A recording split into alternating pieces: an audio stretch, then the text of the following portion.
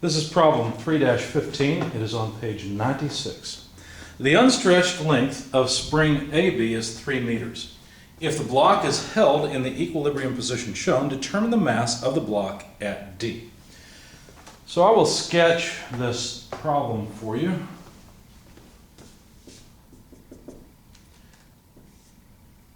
Basically some springs hanging down from the ceiling, connected to point D. This point is C. A similar spring comes up to the other side, but I don't think the spring constant is the same. As a matter of fact, this point is B, and the spring constant K, let's call it KAB, because actually, I'm sorry, this is point A, not point D, excuse me. KAB is 30 newtons per meter. So every meter of stretch, not meter of length, but meter of stretch of the spring, produces 30 newtons, or requires 30 newtons. The unstretched length of this spring was given as 3 meters. Now, weight D hangs at point A, and the spring constant of spring AC is 20 newtons per meter. Now, some geometry was given. In particular, there is a length of 4 meters on this side, and there is a length of 3 meters on this side. The height overall in this direction, let me put A off to the side. So this height was given as 3 meters. I believe that's all the information that was given. So the first thing I did, I realized I needed some geometry. I need the length of AB. And if I know the initial length, then I should be able to calculate how much tension is in this spring. So that's just some background work. Let me see. I guess I'll put that work maybe here. So AC, the length, is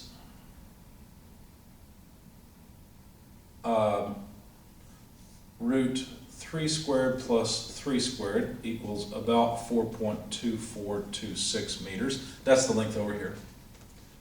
Now, it's pretty obvious that AB is 5 meters. You're probably used to dealing with 3, 4, 5 triangles, and that's what they've given us here.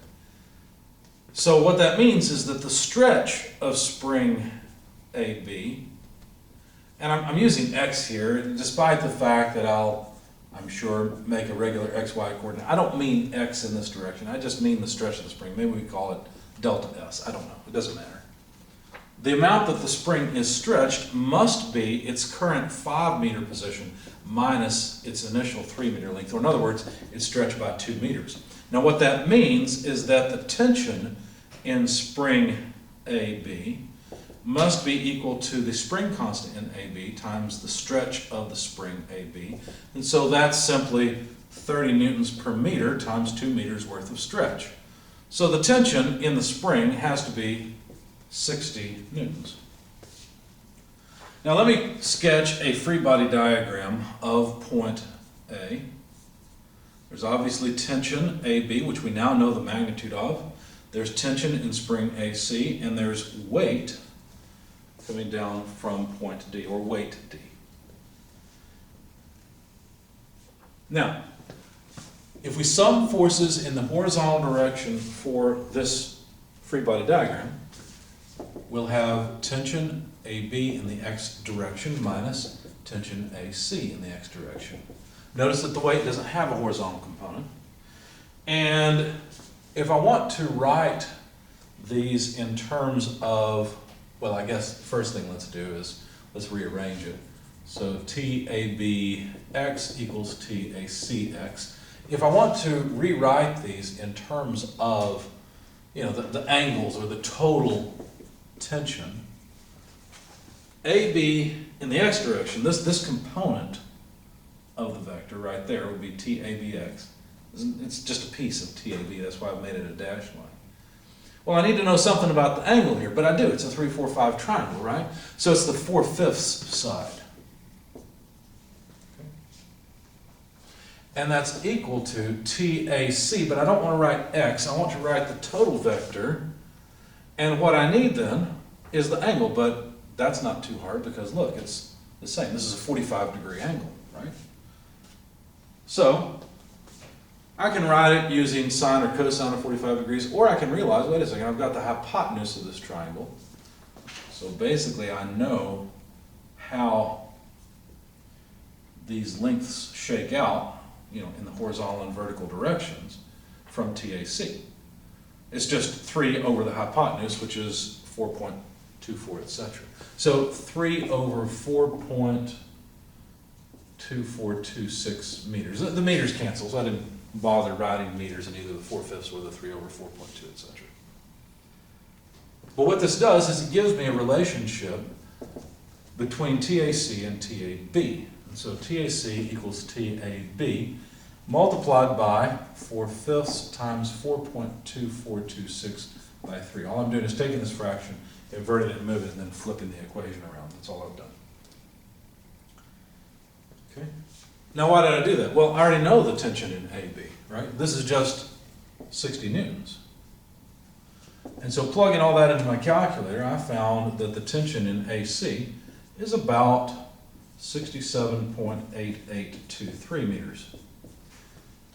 Now, if I wanted to know the unstretched length of this spring, I could do it at this point because I've got the tension. All right, I'll leave this as an exercise for you, but TAC equals KAC, delta S, if you will, AC. So you know this, it's right here, 67.8. You know this, it's right here. And what is this thing? Well, it's just the current length, let's call it LAC right now, minus L naught AC, the initial unstretched length. You know this too. That's 4.2426.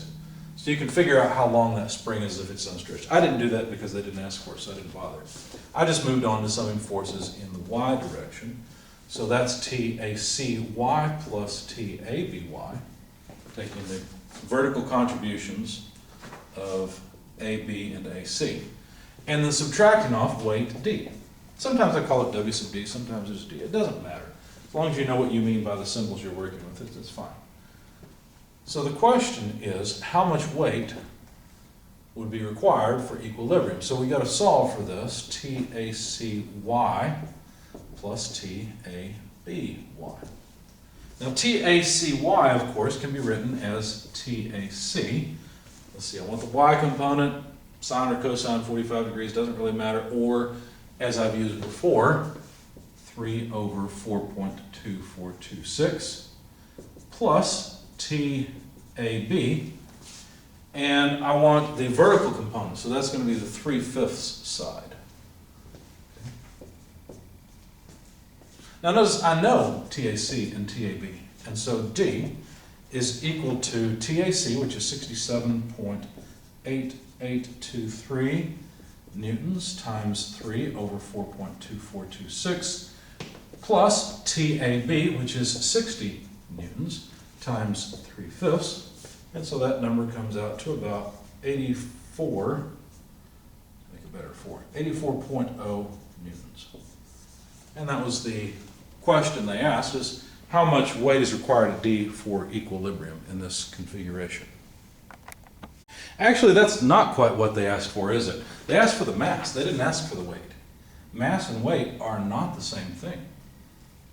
They asked for the mass at D. Well, let's see, weight equals mass times acceleration of gravity. So what I need to do to get the mass of D is take its weight and divide it by the acceleration of gravity. So 84.0 newtons divided by 9.81 meters per second squared gives me 8.56. And what are the units? Well, a newton is a kilogram meter per second squared, so we're just left with kilograms. So the mass of D is 8.56 kilograms, which is what they actually asked us to find.